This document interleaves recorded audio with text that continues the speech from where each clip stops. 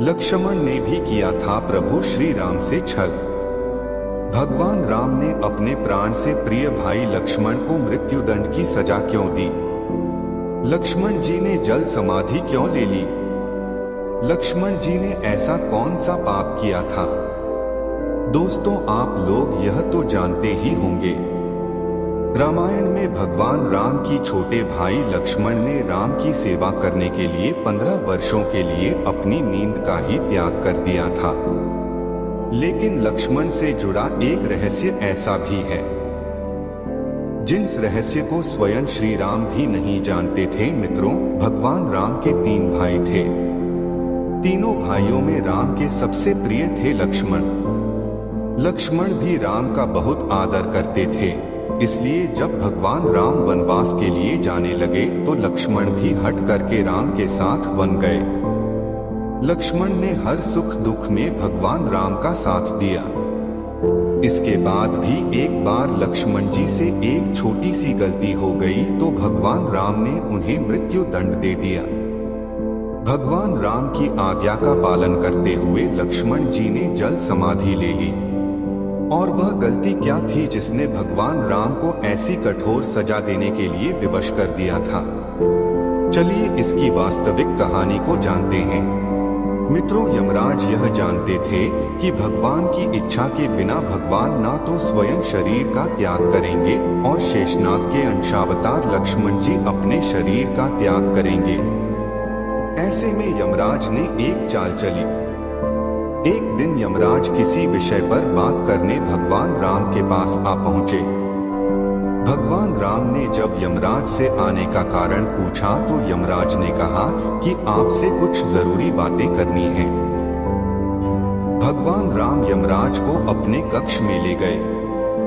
यमराज ने कहा कि मैं चाहता हूं कि जब तक मेरी और आपकी बात हो उस बीच कोई इस कक्ष में नहीं आए। यमराज ने अपनी बात को आगे बढ़ाते हुए कहा कि अगर कोई बीच में आ जाता है तो आप उसे मृत्युदंड देंगे, ऐसा आपको वचन देना होगा। भगवान राम ने यमराज की बात मान ली, इसलिए उन्होंने लक्ष्मण जी को पहरे पर बैठा दिया। यमराज और राम जी की बात जब चल रही थी उसी समय दुर्वासा ऋषि अयोध्या पहुंच गए और राम जी से तुरंत मिलने की इच्छा जताई। लक्ष्मण जी ने कहा कि भगवान राम अभी यमराज के साथ विशेष चर्चा कर रहे हैं।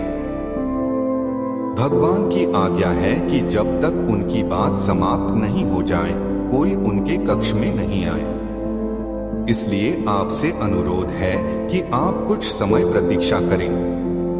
ऋषि दुर्वासा लक्ष्मण जी की बातों से क्रोधित हो गए और कहा कि अभी जाकर राम से कहो कि मैं उनसे मिलना चाहता हूँ, अन्यथा मैं पूरी अयोध्या को नष्ट होने का श्राप दे दूंगा। इसलिए अपने प्राणों का मोह छोड़कर लक्ष्मण जी भगवान राम के कक्ष में चले गए। भगवान राम लक्ष्मण को सामने देखकर हैरान और परेशान हो गए। भगवान राम ने लक्ष्मण से पूछा कि यह जानते हुए भी कि इस समय कक्ष में प्रवेश करने वाले को मृत्युदंड दिया जाएगा, तुम मेरे कक्ष में क्यों चले आए? लक्ष्मण जी ने कहा कि दुर्वासा ऋषि आपसे अभी मिलना चाहते हैं। उनके हठ के कारण मुझे अभी कक्ष में आना पड़ा है। राम जी यमराज से अपनी बात पूरी करके जल्दी से ऋषि दुर्वासा से मिलने पहुंचे। यमराज अपनी चाल में सफल हो चुके थे। राम जी से यमराज ने कहा कि आप अपने वचन के अनुसार लक्ष्मण को मृत्युदंड दीजिए। भगवान राम अपने वचन से मजबूर थे। राम जी सोच में थे कि अपने प्राणों से प्रिय भाई को कैसे मृत्युदंड दिया जाए। राम जी ने अपने गुरु वशिष्ठ जी से इस विषय में बात की तो गुरु ने बताया कि अपनों का त्याग मृत्यु दंड के समान ही होता है, इसलिए आप लक्ष्मण को अपने से दूर कर दीजिए। यह उनके लिए मृत्युदंड के बराबर ही सजा होगी। जब राम जी ने लक्ष्मण को अपने से दूर जाने के लिए कहा तो लक्ष्मण जी ने कहा कि आपसे दूर जाकर तो मैं यूं भी मर जाऊंगा, इसलिए अब मेरे लिए उचित है कि मैं आपके वचन की लाज रखूं। लक्ष्मण जी भगवान राम को प्रणाम करके राजमहल से चल पड़े और सरयू नदी में जाकर जल समाधि ले ली।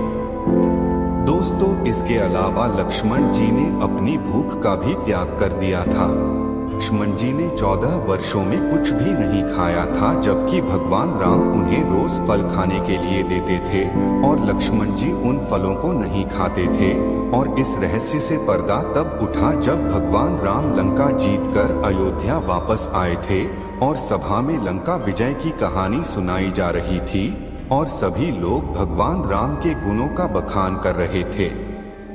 तभी गुरु वशिष्ठ ने यह कहा कि आज मैं आप लोगों को एक ऐसे रहस्य की बात बताऊंगा जिसे जानकर आप सभी लोग आश्चर्य से चकित हो जाओगे।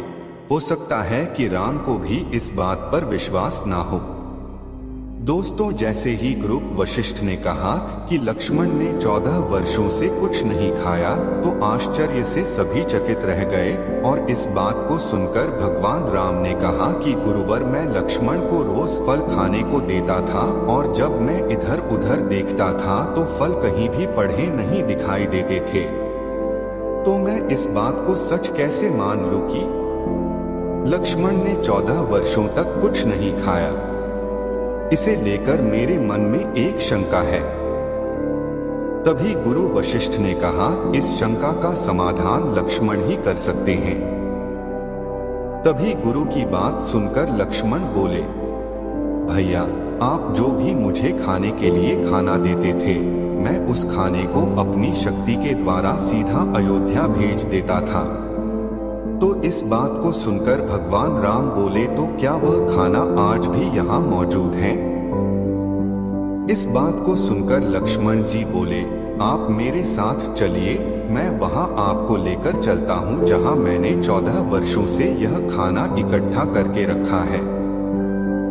जब श्री राम उसे जगह पहुँचे जहाँ लक्ष्मण ने खाना रखा था, तो उसे देखकर भगवान राम एकदम से आश्चर्यचकित हो गए। वहाँ खाने का ढेर लगा हुआ था और उन्होंने जब उनकी गिनती की तो 14 साल के हिसाब से उसमें 4 दोने कम निकले। भगवान राम ने लक्ष्मण से कहा कि भाई, 4 दोने कहाँ गए, या 4 दिनों का खाना आपने खाया है? तो लक्ष्मण ने जवाब दिया कि भैया, आप मुझसे जो 4 दिनों के खाने के बारे में जो प्रश्न आप मुझसे पूछ रहे हैं, जब हम लोगों ने वन के लिए प्रस्थान किया था तो उसी दिन आपने कुछ नहीं खाया और ना ही उस दिन मुझे कुछ खाने को दिया। इसके बाद और जब हमारे पिता राजा दशरथ की मृत्यु का समाचार सुनने को मिला तो उसी दिन भी आपने कुछ नहीं खाया और ना ही मुझे खाने को दिया। इसी प्रकार जब दुष्ट रावण ने माता सीता का हरण किया, उस दिन भी आपने कुछ नहीं खाया और मैंने भी कुछ नहीं खाया, और जब मुझे मेघनाद द्वारा शक्ति बाण लगा तब भी आपने कुछ नहीं खाया था। इसीलिए इसमें 4 दोने कम है। दोस्तों, भगवान राम ने लक्ष्मण का यह उत्तर सुनकर कहा कि इतने बड़े रहस्य का पता मुझे 14 वर्षों तक नहीं लगा। और फिर भगवान राम ने लक्ष्मण से कहा कि भाई, तुमने इतना बड़ा त्याग क्यों किया? लक्ष्मण जी ने उत्तर दिया कि भैया, आप मुझे खाने के लिए खाना तो देते थे, पर आपका ऐसा कोई आदेश नहीं था कि ये खाना मुझे जरूर खाना है, इसलिए मैं खाना नहीं खाता था। और भला मैं आपके आदेश बिना ये खाना कैसे खा सकता था? मैं तो आपके आदेश बिना कुछ नहीं करता। और भैया, आप यह तो जानते ही हैं कि मेघनाद को सिर्फ वही मार सकता था जिसने 14 वर्षों तक कुछ भी नहीं खाया हो और ना ही किसी स्त्री का चेहरा देखा हो। इसलिए मैं वहां सीता माता के सिर्फ चरण ही देखे थे और मैं इसी त्याग के कारण मायावी मेघनाद को युद्ध में मार पाया था। इस तरह राम और लक्ष्मण दोनों ने अपने अपने वचनों और कर्तव्य का पालन किया। इसलिए कहते हैं, रघुकुल रीति सदा चली आई, प्राण जाए पर वचन ना जाए। मित्रों, आज के वीडियो में बस इतना ही। अब हमें इजाजत दे और वीडियो को अंत तक देखने के लिए आपका बहुत बहुत शुक्रिया।